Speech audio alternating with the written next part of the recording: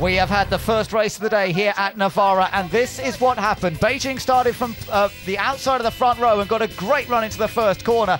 Tottenham's Craig Dolby went on a charge as ever. Actually, he kept it pretty sensible into the first couple of corners and picked up places, but FC Basel made the best of starts, going from 13th and taking 3 or 4 cars on the run into the first bend. There were 1 or 2 victims, AS Roma getting into a spin towards the back of the field, but Craig Dolby had the hammer down. This little mistake notwithstanding, he was still pushing to try and catch up to Anderlecht in particular, as Davide Rigon went into the race with a championship lead that he intended to protect. Ben Hanley battled with Robert Dornbos, both on the track and in the pit lane, and in fact they picked up a penalty for crossing the white line on the exit of that pit lane, and Olympiakos dropping down in terms of the opportunities to still win the title. John Martin was dominant out in front. Anderlecht had some pressure on from Liverpool. Frederick Vervish was looking very, very strong indeed. Sadly, he was going to have problems later on, and that meant that he had to make a pit stop and come in for a new front wing. So Liverpool will actually be starting near the front for the reverse grid race, but they were unable to score many points in the first race of the day.